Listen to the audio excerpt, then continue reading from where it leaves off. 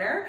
We are continuing on with our health series, and today we're going to talk a little bit about the types of things that you should look out for as we're getting a bit older now, specifically pap smears, heart issues, diabetes. There's so much stuff that could also be prevented and different things that we think are important.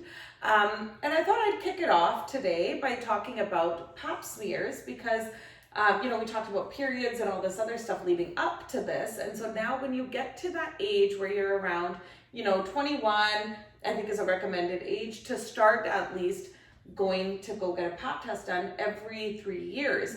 And so if it's normal, then it's every 3 years. If there's any abnormalities, then they say come in sooner. I think the biggest misconception with pap smears was, like for me especially, for some reason I didn't think it was for cervical cancer they were looking for. Like I just kind of thought this is just something we do, go get it done and then you're on your way. And then all of a sudden I got this letter saying that, I had abnormal cells, and that letter freaked me out because it said BC cancer on the top and that kind of stuff. Like just seeing that made it so uncomfortable. And then I still kept thinking like, it could be nothing, it's nothing. Turns out there is stuff going on, and I'm so happy that we have this like technology, the resources. We live in a country where it's free to get tested. Yeah. They've now detected this early so I can get rid of it. And imagine that hadn't been caught. Like a few years from now, I would have been struggling with cervical cancer. And I don't think I even really have any symptoms that should be like, I should have, And so I think it's so important to go get a pap test. How's your experience been when you get it done? I'm pretty bad. Like I've had 2 pap smears done, and I'm 32 now. So yeah, I definitely should have had a couple more in there somewhere. You're supposed to start what age? They say like between 21 and 25. Yeah, and I guess if you're sexually active, it makes it like, do it younger type of thing. Yeah, and I don't know. The experience was so awkward. Like my guy was an older OBGYN. He was such a nice guy as well, but like just the fact that he was older and he was a guy, and the building where I had gotten it done, I'm like laying on the bed like this. There's a huge window in front. I'm looking at a park, but I'm like, can everyone see me? Like they're in the stirrup things, and then just the tool that they use, it's cold, it's so metal, like it's just so, everything just feels so cold. Like it was, I absolutely hated that experience. I forced myself to go the second time for it. And I'm like, man, that was just as bad. Like that, it's just the tool is the worst part of it for me. But I actually was reading online that a lot of women are pushing and they're for a different tool to be used, and now they've made one out of silicone. Yes. So that's like people that get plastic surgery and stuff, like that's silicone body parts end up going in to give you the shape that you want. So that would be awesome. Like it's something that's warm. It just like, it's not so rigid, like it just would be easier to, and more relaxing for the person getting it done. And the sound, like that metal, like it literally, it looks like a clamp. Like I thought it was a medieval torture tool. It was terrifying. Yes. Yeah. And how about you? I'm not gonna lie, I haven't done one, so... Never? We're the same age. She should have gotten it done. Robin, you've never had one? Even after everything I've been expressing to you for the past few months? It's COVID. It's hard to I get just an feel, appointment. what it is, I don't know, I just feel so awkward around that. And the fact that now you just told me, I'm like, okay, very exposed to people that I don't know. And I'm like, oh, that just kind of, you can take a friend with you. Do you have a female doctor? Mine was a male doctor, an old Jewish guy. It was really funny. Yeah. From more I just feel awkward. I'm like, and I would want someone that. Yeah. When I've talked to other women about it, they've all had male doctors. They've all had. They've all had male doctors, and it's really hard to find a female OBGYN that has time to take on different patients, because so many women want a female doctor. Yeah, and the other thing is like you usually get, typically here in BC, it's your family doctor that does it, right? So it's not necessarily, you don't have to get referred to an OBGYN in order to get it done. That's true. Yeah. So can we book your appointment after this? This is a little worrisome. Yeah. I should. I just... We'll make a day out of it. We'll just go and get like moral stuff. massages and I'll book mine as well. I feel like it's Oh my fine. god, we can go on the same It's fine. day. We can go to like a walk-in clinic, book it like, you know. Pap smear sisters has a weird ring to it. Right? But Oh yeah. man. Okay, so that's really important if you haven't already. Book your pap smear because sometimes it takes time. Like the results take months to come, so it's not even like I know. For me, and then another really important thing is you have to be an advocate for your own health. You need to follow up on your results. That's a big misconception because you know how with everything else, usually blood work or whatever, they tell you we'll call you if something's wrong. Yeah. And I mean, I assumed they would do the same thing. No one told me otherwise. 2 years ago, they had found the same abnormality, but nobody told me. And not until I got this letter that I found out that this has been going on for a few years now. And now my biggest thing is anytime I go see any doctor, blood work, anything, I'm like, can you email me the results? I need to see the results because it's hard. You can fall through the cracks because there's so many patients. Yeah, you know. That's really messed up. But I think actually. it's That's also it's not okay. But I think also with COVID, that's kind of brought it to a whole other level because they had to then stop a lot of the testing, a lot of the stuff because there was no in clinic patients. So it was very disturbing. But when I was trying to ask my doctor, he was like, "Yeah, I don't know what happened." I'm like, "How do you not know what happened?" Like nobody had an answer for me. Where can you even get a pap smear done? Actually, Your doctor. Well, no, I don't want to go to my family doctor because he's a guy. Not gonna lie, I'm not the biggest fan of him. So, yeah, maybe I should just get a female doctor. It would just be nice if there was different options. It's true. But you can go with the OBGYN. It doesn't have to be a family doctor. And I also know at like my doctor's office, they have something on the wall saying if you prefer a female doctor, let us know. Or if you prefer to have a like a nurse or someone in the room with you, you know, just so you're not uncomfortable. Because that's a big thing too, right? Is if you have a male doctor, you might want someone there. Yeah. Shouldn't be a thing, but it is, you know. Well, you know what? Because like you don't know what is the appropriate way that they're supposed to do the test. So like, are they doing something inappropriate or are they not? Like that other person can be there to have your back, right? Especially when it's like a full physical, because they do also, you know, moving on to like breast lumps and stuff, right? They do check that when they do the pap smear. They usually do like a full everything. So someone who's never had that done might be like, what is this doctor doing, right? Yeah. And then they say that should also be started at such a young age. I didn't know that was something that you should look out for when you're so young. I just remember seeing like those mammogram cards for like my grandma or my mom and being like, oh, that's like later days. But apparently you can start detecting like at a younger age too. We got I got my first one in high school. In the high States school? we did. Yeah, they showed us how to properly check. Okay. And then we were in a room with a nurse and everyone was like doing the test on Do you themselves remember how to do see it? how to do it. Oh, I don't remember. I do still remember parts of it, like how you're supposed to feel. You're supposed to lift up your arm. I wasn't just raising my hand. Okay. But like you're supposed to lift and feel all this area. So it's easy. You can Google it. But as you get older, like that can detect bigger lumps. But for any smaller differences, like obviously you want to get a professional to check it. Totally. Yeah. That's interesting. I feel like our bodies, like over time, like we're always like, oh, like little things we kind of brush away. And that's one thing that I'm starting to learn now is just every little ache or whatever, it actually is something, you know, don't ignore it. I feel like I'm guilty of that, I'm not gonna lie. So I think, so we're gonna go, right? We're gonna go together. Yes, I just feel really awkward, not gonna lie. And I feel like there's some shame attached to it too. Definitely feel some shame for some reason. And I think it really is because of our culture. And I think that's another reason why. Do you have a Punjabi doctor? Yeah. This could be why No, you're uncomfortable. No, like I'm just maybe, you know, like I feel like it's it might be uncomfortable if my doctor was a Punjabi male. I'm not gonna lie. I think I might feel a little weird. Like, you know, I feel like getting the other doctors to prescribe you, you know, birth control or talk to them about stuff is probably a lot easier. Yeah. No, I just don't feel like he's very welcoming to talk to, and I guarantee there's other people that feel like that too, right? And being in the same situation. For me, I have to stay with him for the time being because of certain things that are happening in my life. Once that's over, I'm ready to leave, and I think that's very important too, that we should be advocating for more female doctors, because sometimes even the word doctor, I think it's associated with a male, right? Yeah. Whereas actually I have quite a few friends now becoming doctors and they're female.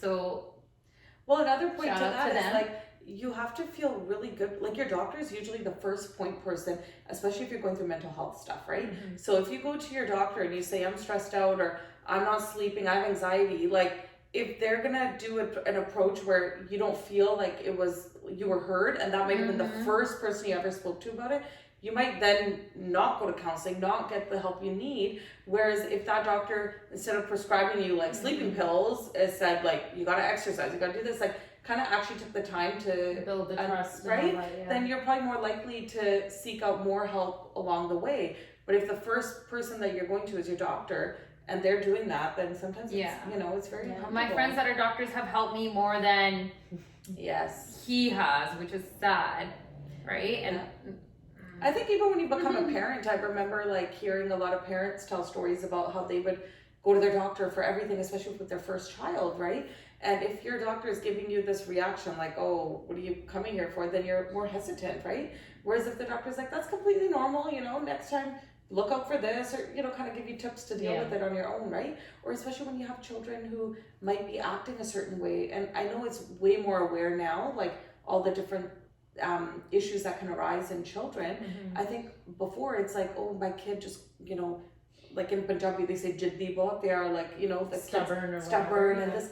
And, the doctor might brush it off as, oh, that kid's just spoiled. And really, there might be some underlying stuff. And that's another thing where you usually go to your doctor because where else are you going to take your kid, right? So I feel like doctors need like a bigger, unfortunately, I know they have a lot of training, but they also need to be Maybe more that, like, aware. emotional skills, training. emotional training. Yeah. Because it is a vulnerable. It's a profession where you are dealing with people at a vulnerable time. Yeah. So yeah, that's true. I remember I worked with this general surgeon at one point, my years, and she was really, she used to help a lot of patients that had breast cancer. And I feel like she was so antisocial, but she was so good at what she did. Yeah. And I remember like patients would come in, there'd be some women who'd be crying because they just found out like that they had breast cancer and now they have to have it removed. And I think she was so good at her little operation that she's done. She could not have a conversation with them. Like when she was trying to explain to them what was wrong, the results, it was very like, this is wrong, rigid, this is what, and the poor patients would be crying in the waiting room and I'd be like, oh, do you need a hug? Because, like everyone has different, emotional like ways to deal with stuff. But I did find that sometimes when they're really good at what they do, they might not have those people skills, and that makes it really hard. Yeah, because like as women, I think we're very highly emotional creatures, and but I think for a reason too, right? But we also can take a lot of pain, but I think that's why sometimes we also put aside the physical pain that we have because we don't want to deal with the emotional pain that comes with, dealing with people that don't understand us, right? And it's already kind of like I said, like something kind of like I feel kind of shame with it, even if it doesn't necessarily do with my doctor, but still like even in the culture and like I don't feel like my mom taught me about this and talked about it at all, right? It's not talked about. So because of that, I feel like I haven't been able to do all that, right? Or want to do it, but I right? think this is what I mean when I said I didn't realize it was for cervical cancer growing up when I heard about it. I always thought it was to check like for STIs and stuff. Like I never knew, and then I'd be like, oh, is that person getting it because they have, or they're suspecting they have something going on? Like how weird that. I never knew that they're actually checking your cervix. That's just stuff they're checking on the side because it's a part of the process. But the real thing that they're checking is for cervical cancer. It's cervical screening. Maybe that's why too. Because is it separate to get, like, let's say if you get a exam for an STI or something, is that separate from the pap test? It is, right? Yeah, but they could do it at the same time. They could do it at the same time? So a lot of the times they'll say, like, the doctor's always like, oh, do you want me to check everything? And that's like a normal, people usually just say, yeah, do everything. I'm already here, right? And it's more, and sometimes like people find out stuff like, I've heard of like women finding out that they've got like chlamydia or something, and they're like, where the hell did I get this from? And then, a few years down the line, they've now found out that their husband had other partners or whatever. So this is also a way to kind of like protect yourself because this is your body, so many right? ways actually, because the thing is, if let's say that STI goes undetected, it can actually turn very lethal. Yeah. Right? So I think, oh, wow. there was that other thing you said about, or maybe Gurpreet, you said it about like every little pain or whatever, like take it seriously and you know, just try and find the cause of it. And I was thinking, I'm sure, let me know if you guys have had it too, where you're like sitting down watching TV, maybe you've had like half the bag of chips, and then you're like, ooh, like a little like, I always question, I'm like, was that a mini stroke? Like, what is this like it's tight and it's around my chest, and like, have you guys had that before? Yeah, I have. And I've wondered, I'm like, is that like the very start, like years and years before, like a little hint that like, hey, take care of your heart, like, you know, like I'm flexing a little bit because I might have some trouble later. And then for this, I was looking up heart health and risks that can actually increase women's chance of getting heart disease, and there were so many that I did not know about. No way. Like what? If you have more estrogen in your body than you should have, estrogen or progesterone. And guess what common pill has that? The birth control. Yeah, a lot of women take birth control. So like that can increase the risk. And if you're a smoker, it doubles the increase of that risk. And with pregnancy, I think we're talking about like the lumps and stuff. So if you're pregnant, that risk can go up too for getting heart disease. And same with if you're going through menopause, that increases it. But then on the other side, it also said that if you're pregnant, it reduces your chance of getting so many different cancers too. Like the act of pregnancy actually can, because it changes your cells in a certain way, it protects against certain cancers. It's so interesting. Like, but why do we never hear this stuff from our doctors, or why do we never hear this stuff unless we are taking control of our own health and doing that research on our own? That's true. Yeah, and then let's say like there's times where I haven't searched up certain things because I guess I haven't found them as important. Now that you're saying it, I will. But I think it's just kind of scary that there's not enough talk around this. Yes. Right? So No, I think that awareness needs to be there, because I feel like when I found out what was going on with me and when I started telling other people, there was very few people that said this has happened to them, and that makes me really scared, because I feel like it's probably because they haven't been tested or tested enough. And I've only so far come across one friend who's actually had the same thing and had the same procedure done that I'm going to be having. So I'll do a follow-up of what all that is and what's going to happen. But, you know, like I feel like it's, you know, there's only one. But I also think it's because a lot of my friends are younger, you know, they might not have gone through this yet. But from what I'm learning when I'm meeting people, because there's all these different groups for like cervical screening, and I just love how much support there is for women in this. And there's like this Instagram account, and everyone just posts all their stuff and messages each other, and it's so nice to see. Like, you know, people are very supportive. And from that, I feel like I'm learning a lot. The community of women sharing different information about their own health and experience. And them sharing the stats, because they've done the research, and they're this is so common, that's so common, or that, you know, and it's like, wow, okay, I didn't know this. And what? This is so like so much more news. But these are to me. All the groups that I've found so far are either UK or another European place. Like they're very open here. though. Very that's open. Why that's why like they're very progressive when it comes to that start kind of the education. I think I should.